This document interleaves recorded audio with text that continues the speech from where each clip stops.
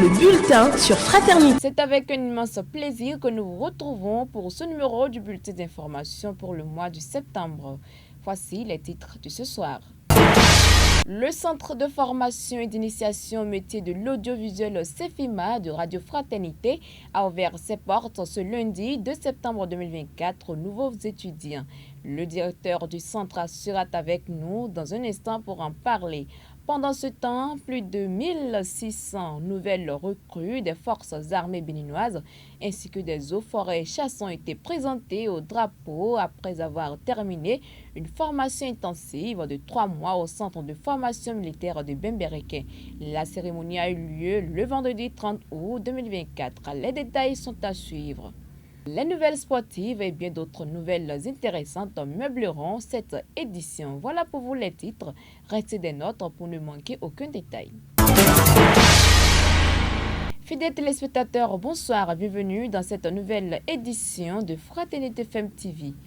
Éducation pour commencer, après avoir mis sur le marché de l'emploi une vingtaine de diplômés en audiovisuel le 20 juillet dernier, le Centre de formation et d'initiation au métier de l'audiovisuel CEFIMA de Radio Fraternité est de nouveau ouvert. La rentrée académique pour la 5e promotion est effective.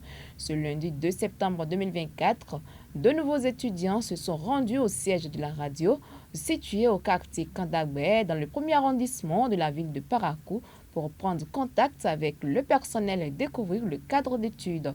Confirmation avec Raoul Steve Gounoucon, directeur du CEFIMA. Je confirme que la rentrée est effective et vous l'aurez sans doute constaté, les étudiants sont là, étaient là ce matin et les travaux ont démarré comme annoncé parce que déjà quelques jours à l'avance dans nos différentes émissions, on annonçait cette rentrée-là au niveau du centre CEFIMA. Elle est effective et vous allez déjà constater des étudiants qui sont inscrits en journalisme, des étudiants qui sont inscrits en filière technique radio, des étudiants inscrits également en réalisation audiovisuelle qui ont fait le déplacement, qui sont venus effectivement ce matin.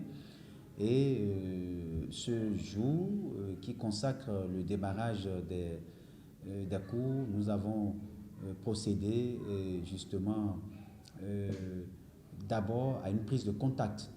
Parce que vous n'êtes pas sans savoir que le premier jour, un peu comme on le fait dans toute formation, il y a la prise de contact, c'est ce que nous avons fait. Et nous avons essayé de mettre les étudiants dans le bain du travail. On leur a montré le cadre de travail.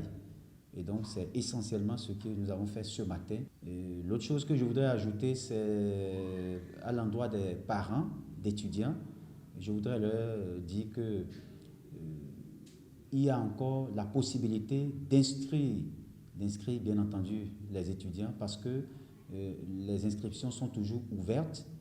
Certes, les cours vont démarrer, mais ils ont toujours cette possibilité d'inscrire leurs enfants parce que tout au long du mois de septembre, nous allons continuer à inscrire parce qu'il y a un mécanisme qui a été mis en place pour faire en sorte que ceux-là qui n'auront pas la chance de suivre les premiers cours, qu'on puisse rattraper tout ce qu'ils auront peut-être, ils auraient perdu les tout premiers jours où ils ont été absents.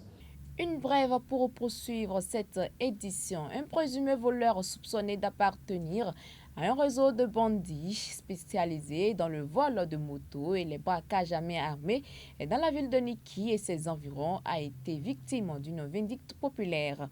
À la suite de plusieurs cas de vol enregistrés dans la région, une enquête a été menée aboutissant à l'arrestation de 2 suspects.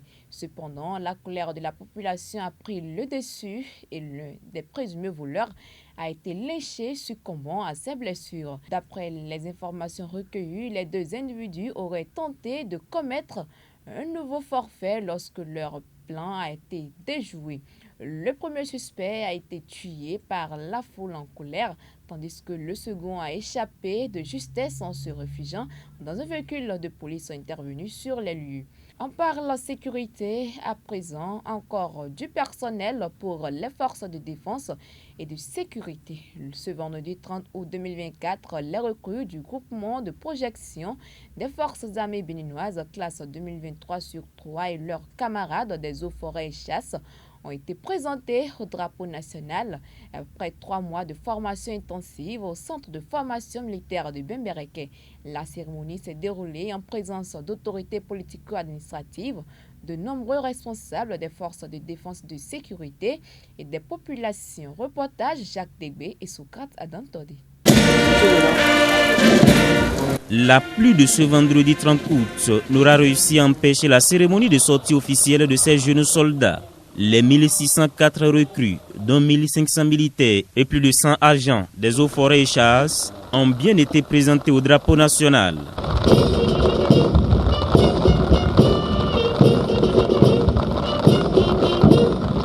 Le personnel encadrant leur a appris les fondamentaux de l'art militaire en leur dispensant des cours dans de nombreux modules dont les principaux sont la culture militaire générale, le règlement militaire, la topographie, le combat, l'armement, l'instruction sur le tir au combat, le sauvetage au combat, l'organisation du terrain, le service en campagne, les réactions adéquates à adopter face aux engins explosifs improvisés. 3 mois d'intense formation, démarré le 1er juin 2024 et qui a donc pris fin à travers cette cérémonie officielle, symbolique du passage de la vie civile à la vie militaire, mais surtout un engagement à servir son pays de façon désintéressée. Les jeunes qui sont devant vous vont, par cet acte, prêter le serment de servir leur pays, notre pays, le Bénin, au besoin jusqu'au don de leur vie. C'est le symbole de l'engagement du soldat et de l'attachement des uns et des autres à la nation.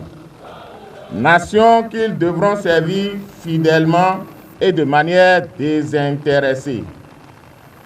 Ils sont désormais des hommes et des femmes physiquement endurcis et surtout imbus des valeurs républicaines qui caractérisent les forces de défense et de sécurité. Issus de toutes les communes du Bénin, ces nouvelles recrues ont tout au long de leur séjour au Prytanée militaire de Bembereke fait montre d'un remarquable esprit de solidarité, de fraternité, de cohésion et surtout le même désir de s'instruire pour servir la nation avec honneur et fidélité. Il vous revient à observer 4 valeurs essentielles, à savoir discipline, engagement, courage et respect. La cérémonie de présentation au drapeau national est suivie de la remise de fourragères, qui est un événement important dans la vie du jeune soldat. Dans un des tableaux, matricule 49 570, deuxième peloton, premier groupement, deuxième brigade de centre de formation militaire de Bembereke. À vous, mon colonel. Les recrues ont enfin offert un défilé impressionnant à l'assistance, composé de parents, amis et responsables des forces de défense et de sécurité.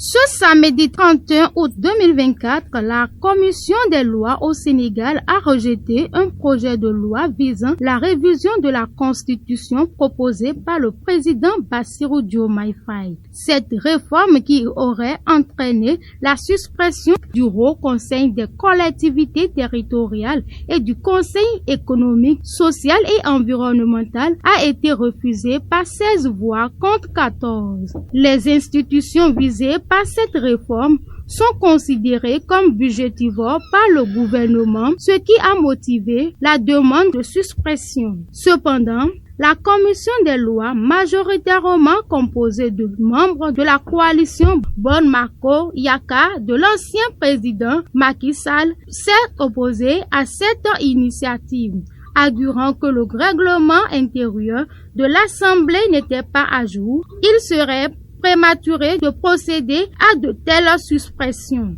La prochaine étape pour cette réforme sera une séance plénière à l'Assemblée nationale prévue pour lundi où les députés se prononceront sur la question.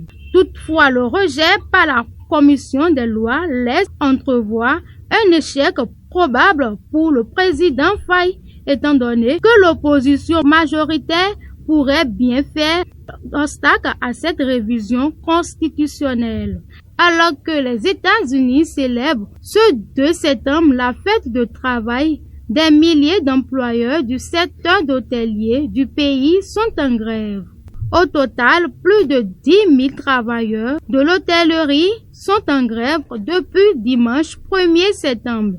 Il s'agit, en d'autres, des réceptionnistes, des agents d'accueil, des employés de ménage, des voituriers ou encore des employeurs de cuisine. Modifiés durant la période de l'épidémie du Covid-19, les syndicats réclament notamment de meilleurs salaires et conditions de travail de ces employeurs. Plusieurs grands hôteliers sont affectés par ce mouvement qui devrait durer 2 à 3 jours et pourrait toucher plus d'hôtels et de villes à travers le pays. C'était la page Inter, une réalisation, une présentation de Pierrette Adjelé. Place aux nouvelles sportives. Les sports, nous recevons spécialement ce soir Fongelos Olu. Bonsoir Fongelos. Éliminatoire de la CAN Maroc 2025, les derniers guépards arrivent ce lundi. Bonsoir à tous. Effectivement, les Guépards du Bénin ont entamé le regroupement ce dimanche 1er septembre 2024 en Côte d'Ivoire. À ce jour, tous les joueurs appelés par le sélectionneur Kenneth Rohr sont arrivés, sauf 8 d'entre eux. Marcel Dandinou, Olivier Verdon, David Kiki, Cédric Moutondi, Steve Warren Traoré et le capitaine Steve Mounier sont attendus ce lundi 2 septembre. Cécile d'Almeida, Chodel Dossou et Mariano Awangbo devraient rejoindre le groupe le mardi 3 septembre. L'équipe a maintenant quelques jours pour se préparer avant de se rendre à Uyo pour affronter le Nigeria lors du premier match des éliminatoires de la CAN 2025. Ainsi se termine ce numéro du bulletin d'information que j'ai eu le plaisir de vous présenter. Merci de l'avoir suivi. L'actualité continue sur notre site fraternitefm.bj. Bonne semaine de travail à chacun et à tous. C'était le bulletin sur Fraternité.